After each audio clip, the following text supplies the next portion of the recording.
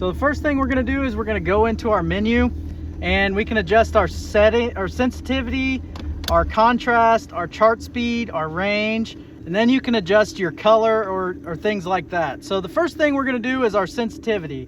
In order to adjust your sensitivity, I like to crank that all the way up, similarly to what we did on the 360. And as you can see, it's just a yellow picture. It's all blurred out. What I like to do is I bring this down, and typically I usually have it at about 12. You'll start to see everything starts getting darker as you go down, and then real bright as you go up. And I like to find that happy medium, and I leave it at about 12. Contrast the same way. You go up and it gets real dark. You go down and it gets real bright. I usually like to find, like I said, the happy medium, and that's usually in that 10 range, which was what it was set at for the factory defaults. As far as chart speed, you want to set this at whatever speed you're running. So typically my boat will idle at 3.5 to 4 miles per hour. And so I'll set mine at 4. And that gives me the best picture for the speed that I'm going. If you're idling a little bit faster, you may want to crank that up a little bit, but you will get your best picture while you're just idling at normal speed and have your chart speed set at 400. For range, I like to set my range down a little bit. The factory defaults is at 100, but I typically run it at like 60 to 65, because less of a range you got, the bigger your objects are going to appear. So you can kind of see, when I did that, kind of see how these logs are, whenever I zoom in a little bit on them and set my range at like 65, the logs will actually appear a little bit bigger because I got less of a range.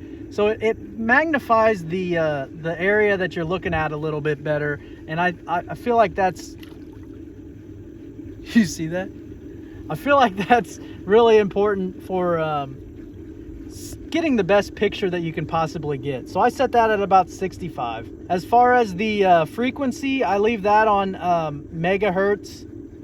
Leave that on mega imaging. So right there, mega imaging. You got the option of 455, 800, or mega, and I leave that on mega. Sonar colors, I like to put the sonar colors on 2. I'm a big fan of the amber. It just makes items just show up a lot better than some of them for me. But play around with those in different light settings and see which one works the best for you. So another option that you can do, which I don't really ever mess with, is you can adjust which side you could see. You could just do the left side or the right side or both. I just leave that on both because I'm interested in seeing all of it at once. The other reason that I would adjust the range up higher would be if I was on like big shallow flats or just big flats in general, looking for large boulders or a brush pile that if it's big objects that we're looking for, then they show up pretty good on the side imaging. As you can see, now that we got our settings set up on the side imaging, you can see how these logs just really pop out, and the brush when we went over it, and we're about to go over a log jam here, but you could see there's a rock over here and a stump right next to it, and you could just see the shadow behind it and kind of see how tall each item is. Here we're coming up on this log jam here, and you can see each individual stick. I'm about to hit the stick. You see each individual stick in there and all the different logs in that pile. You can also see the little dots in there. You can see the fish sitting inside there in those shadows. Typically you can't see them unless they're sitting behind something or in that shadow.